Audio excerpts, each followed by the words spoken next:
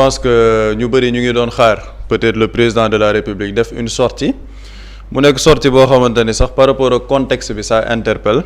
ndax il y a beaucoup de choses qui se sont passées au Sénégal sans pour autant que les Sénégalais dégg kàddu le président de la République Bassirou Diomaye Faye rey nañ fi benn étudiant on n'a pas entendu le président Bassirou Diomaye Faye wax ci communiqué conseil des ministres la ñu dégg loo xamante ne àdduna ci am na yeneen ak yeneen yoo xamante ni xew na ci biir réew mi mais dégguñu woon le président de la République wax. Pourquoi je parle du contexte? Parce que le contexte il est évident Assemblée nationale dugal nañ proposition de loi L29 L30 ñu valider ko ci ce week-end bi en commission war a dem plénière le mardi la veille présidence génne un communiqué avec 4 avant-projets de loi loolu nag ba mu amee gis nañ ñu bëri ñu ci wax société civile bi génn nañu wax les partis politiques génn nañu wax naan duñu nangu un forcing duñu nangu lii. C'est dans ce contexte-là que le président de la République la génn wax ak sénégalais ak pourtant li fi xew yëpp dégguñu woon kàddoom donc par rapport au contexte man damaa jàpp ni c'est un contexte politique moom moo jur sortie wu président de la République te loolu xëy na dinañ ci ñëw sax ci biir waxtaan par rapport à la forme aussi ñi nga xamante ne ñoom la ñu tànn foofu pour ñu intervenir fa man damay ñëw pàcc par pàcc si je prends Pape Alé Niang man je pense que sama avis personnel la. Un directeur général de la RTS dayo bi mu war a am du dayo modérer une interview du président de la République ça c'est mon avis personnel parce que président de la République defoon na ay sorties face à la nation le DG de la RTS modéré wu ko ce sont des journalistes ñoom ñoo ko modéré et pourtant des journalistes qui l'ont modéré de manière vraiment bu normal sénégalais gis ne il y a eu une bonne modération de cette interview donc qu'est-ce qui justifie aujourd'hui que c'est le DG de la RTS moom mooy ñëw journaliste biir kër ga nekk fa parce que man loolu laa jàpp il y a des journalistes compétents et qualifiés à la RTS man jàpp naa ni les plus grands professionnels sax biir RTS ñu ngi fa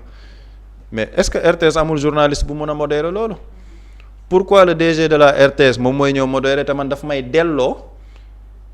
ci Macky Sall ba mu fiy nekk daf may delloo ci système Racine Talla daf may delloo ci ay interview yoo xamante ne Yakham Mbaye moom moo koy modéré et loolu ñëpp xamoon nañ la relation entre le service public et l'État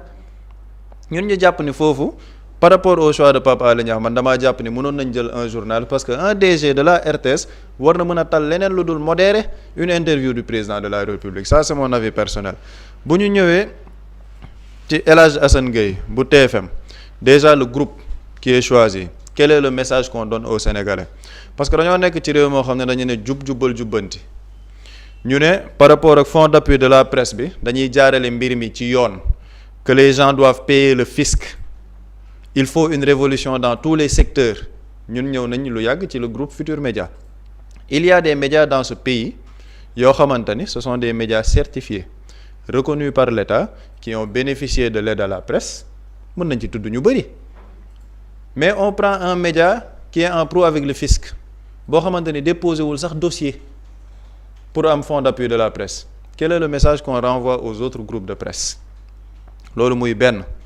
ñëw naa ci affaire fisc beeg yooyu le profil du journaliste gars yi dinañ ne c'est une attaque ad hominem ni damay ñëw ci ce n'est pas une attaque c'est par rapport à sa prestation c'est une prestation catastrophique c'est ça la vérité il y a un manque de niveau aberrant les questions sont aériennes c'est ça la vérité le président de la République wax pendant 5 minutes ci affaire carburant bi ñu ngi koy stabiliser lii wëg lii guerre bi lii mais gisoo leen ni pouvoir d'achat bi ñu ngi koy jéem a stabiliser la question de relance c'est quoi poche sénégalais yi nan la ñuy def ba ñu mën ko sentir rapidement lan mooy question boobu et un journaliste boo demee di poser question le président de la République tu n'es pas dans du griotisme journalisme du griotisme doo dem foofu tàmbali war a poser ces questions parce que les Sénégalais xaaruñ El Hadj Assane Gueye pour mu naan président ni ngay jàppale këru diine yi ni ngay defee lii ça ne m'intéresse pas man miy seetaan ça n'intéresse pas la plupart des Sénégalais ce qui nous intéresse mooy le président quelle est sa vision pour ce pays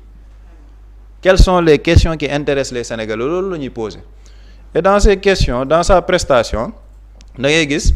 d'un coup il dit le président il doit protéger les institutions parce qu'il subit des attaques même le premier ministre dafa nekk di def une insubordination 10 minutes après moom mooy ñëwaat waaw ñuy wax ci président ñu leen di jàpp loolu tamit war nañ ci c'est-à-dire que il faut être cohérent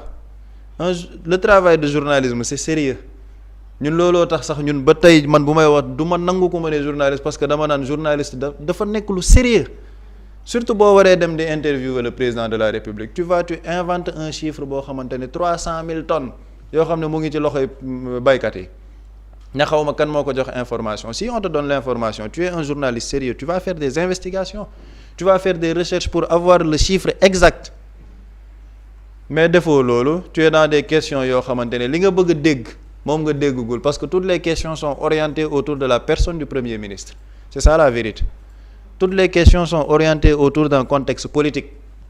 bu ñuy wax ci la relation avec la presse waaw président boo ko yëg ak boo ko yëgul biir rédaction yi nit ñi ñu ngi sonn parce que nit ñi ay borom kër lañu nit ñi ñu ngi sonn ci BTP bi nit ñi ñu ngi sonn ci secteur santé bi nit ñi ñu ngi sonn ci secteur agriculture nit ñi ñu ngi sonn ci yeneeni secteur ils n'ont pas le privilège du micro ils n'ont pas le privilège d'appartenir à un groupe de presse qui ne paie pas le fisc ba pare foog ni ñoo moom réew ñi ñoo moom presse bi c'est ça la vérité nit ñi ñu ngi sonn ci rédaction yi il faut être en règle par rapport ak yow li nga am loo ak état premièrement il faut questionner la gestion interne de ton groupe de presse loolu moom mooy les premières questions par rapport ak moom presse bi li ñuy dund donc par rapport à sa prestation man damaa jàpp ne bu ñu jëlee ci moom c'est même manquer de respect aux journalistes yeneen yi nga xam ne ñu ngi parce que journalistes yi mënoon dem foofu bëri nañ on nous dit que TFM Walf moo fa nekk mais ana Web TV ana presse écrite et li ci gën a doy waar mooy c'était ça face à la presse yu njëkk yi noonu la doon demee day am représentant Web TV am représentant presse écrite mu nekk benn daje boo xamante ne toute la presse est représentée mais bii demeewul noonu moo tax fi may jeexalee nag c'est rendre un hommage au doyen Moustapha Diop le doyen Moustapha Diop boo ko seetaanee ci interview bi da lay fàttali ne il y a des journalistes responsables dignes intègres et compétents dans ce pays am na ñoo xamante ni téye nañ presse bi téye boo xamante ni les Sénégalais vont respecter la presse sénégalaise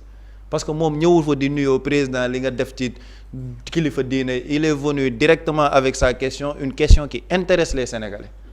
des relances qui intéressent les Sénégalais parce que journaliste boo demee di jàkkaarloog président tu dois être le relais de la population sénégalaise li population bi di laajte loolu ngay laaj président pour que sénégalais am ci ay informations yu leer wala ay réponses concrètes par rapport à seeni préoccupations et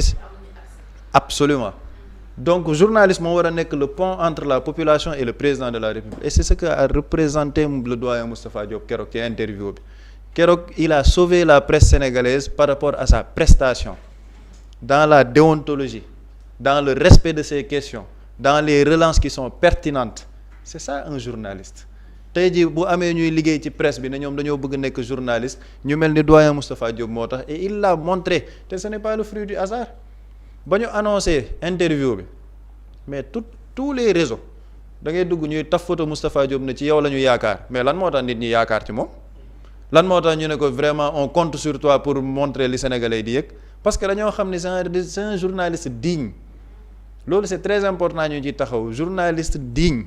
boo xamante ne bu demee dafay wax li nga xamante ne loolu la peuple bi di xaar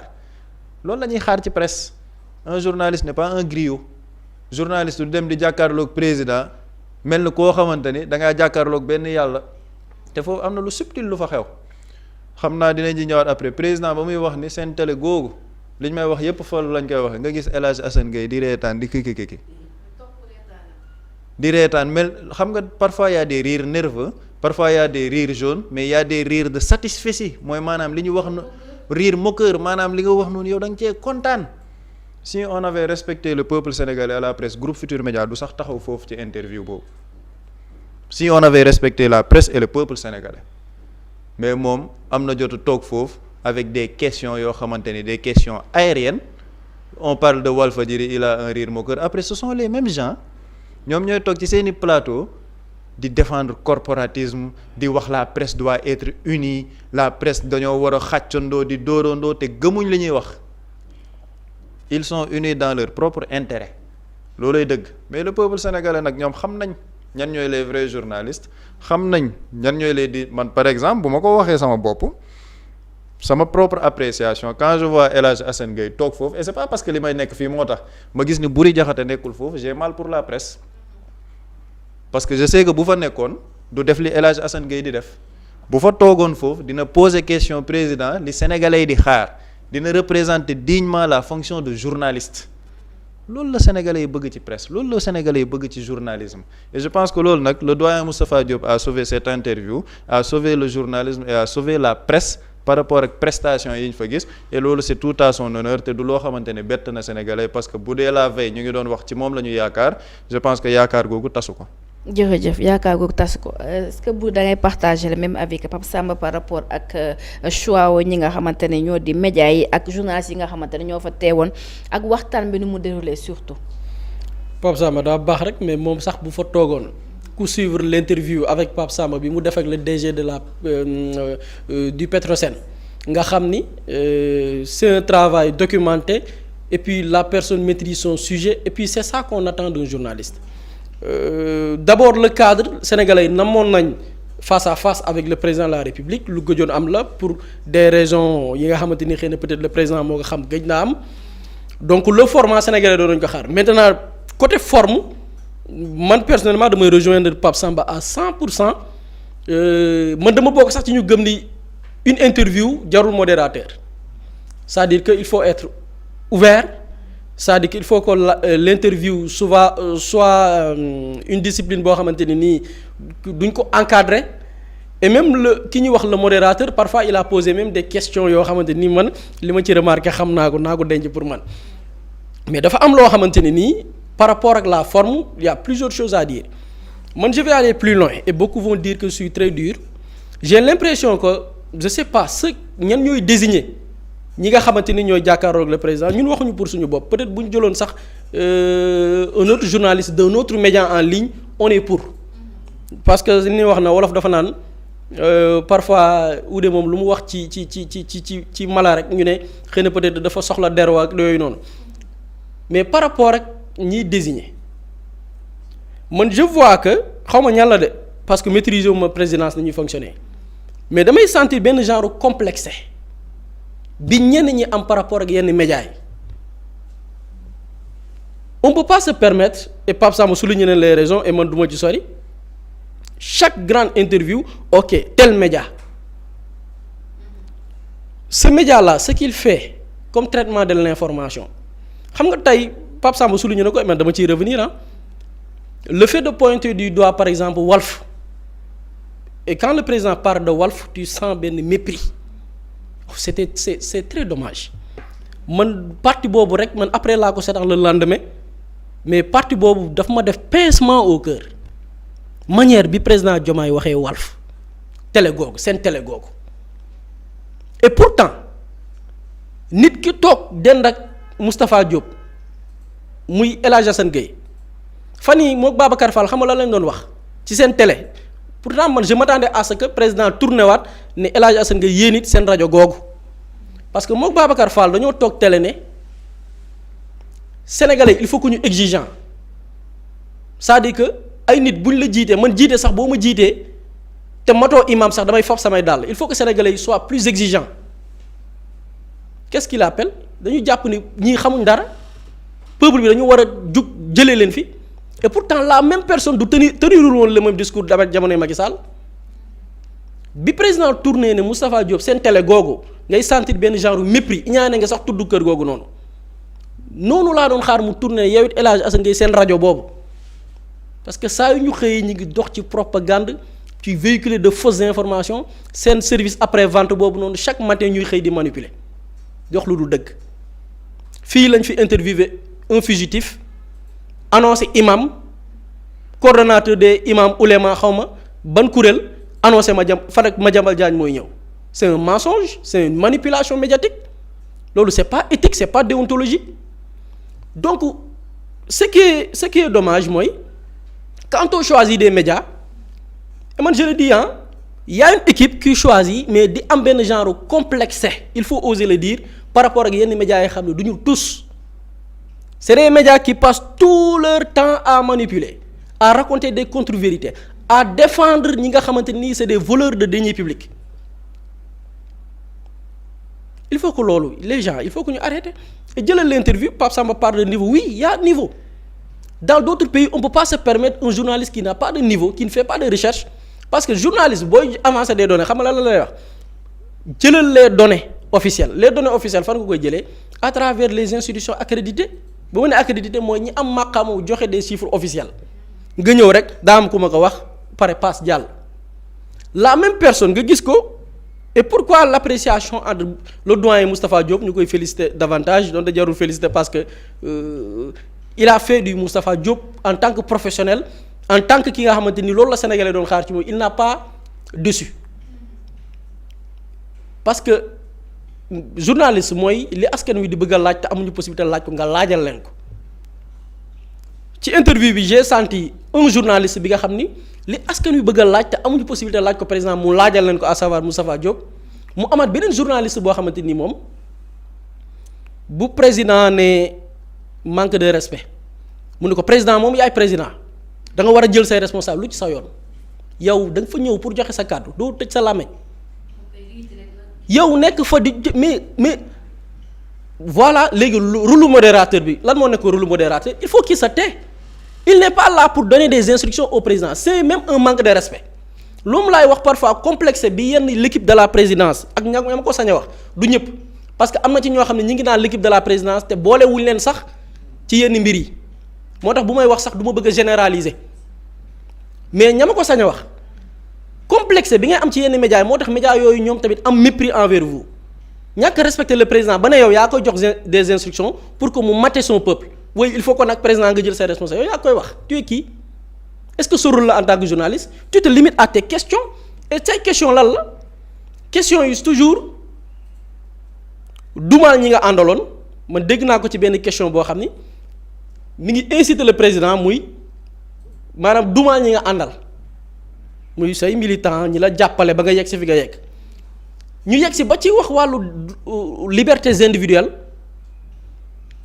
mu ne waaye jàpp yi nag bari na et jàpp yi xam nga ña lay layal ñi nga xam da leen tudd ci sàcc suñuy milliards ñi nga xam da leen tudd ci woote coup d'état ñi nga xamante nii dañu nekk ci manipulation médiatique ñu convoqué leen mu ne président loolu nag est-ce que nekkul recul démocratique de l'autre côté tu défends des voleurs des gens yi nga xam dañuy violer loi mais de l'autre côté tu demandes au président de mater ñi nga xamante ni nii ñooy ay nitam lii boo ko doon natt lan la boo ko doon wutal lay lan la ce n'est pas du journalisme et lii lépp xam nga lan moo ko waral ñoom ils sont dans leur rôle manipulation mais peut-être li ñu nekk di def am na lu mu neex c'est-à-dire que ñoom li ñu nekk di def am na ñu mu neex et il faut même sax il faut pas bul am sax bu mu la bett ma dama ko fi annoncé woon il y a quelques mois bu mu leen bett sax ce même groupe ngeen gis ko riiti ba ñu doon riitil Macky Sall ñu orienté waat riiti yi li ci kanam rawu li bët parce que c'est des gens qui n'avaient pas leur place là-bas et loolu lépp xam nga la moo ko waral complexé bi ñenn ñi am ci ay médias wala ay figures yoo xamante nii yàlla xam na ni Pape Samba wax na ko ci ay genre activité de ce genre nga xam ne ñii amuñu niveau neex làmb ñi rek lañ gënuñoo aay ki nga xam ne sax deful journalisme parce que du ñu def recherche amuñu rigueur ci li ñuy def discipline bi ñuy def muy le journalisme sax tey la discipline question réponse bu une interview xamuñu ko comment on mène une interview xamuñu ko mooy waral lii man loolu laa jàppoon ci forme bi et bon espérons que peut-être mais bon yàlla baax na loolu lañ ci daal loolu daal lañ ci mën a jàpp pour l'instant. d'accord ñu jàll ci li nga xamante ne aussi. Mously Immo Sénégal moo leen di indil saafara ci jafe-jafe bu ngeen am ci wàllum immobilier yow mi bëgg a jënd kër yow mi bëgg a tabax wala nga jaay sa terrain jokkool ak waa Mously Immo ku am sa kër bëgg ku la ko terrassel wala nga am sa tool bëgg ku la ko lotisel defal la ko ay terrain Mously Immo Sénégal daf leen koy jàppandal gunge leen ci anam gu mucc ayib ku am sa kër itam te nekkuloo ci biir réew mi bëgg ku la ko toppatool gérer la ko Mously Immo moo ci gën a gaaw gën ci wóor ku bëgg réfectionner tabax wala nga defar plan architecte mën nga jokkoo itam ak waa Mously Immo Sénégal mën ngeen leen a woo ci 77 887 25 13 77 887 25 13 Mously Immo indi saafara ngir jëndum kër tabax jaayum terrain terrasse ay tool wala lotissé ko defal leen ko ay terrain loolee lépp Mously Immo moo ci gën a gaaw man ngeen itam abonné ci seen chaîne YouTube Mously Immo Sénégal ngir am yeneeni xabaar yu gën a dëggu wala itam wàllum conseil ci wàllum immobilier fii ci biir réewum Sénégal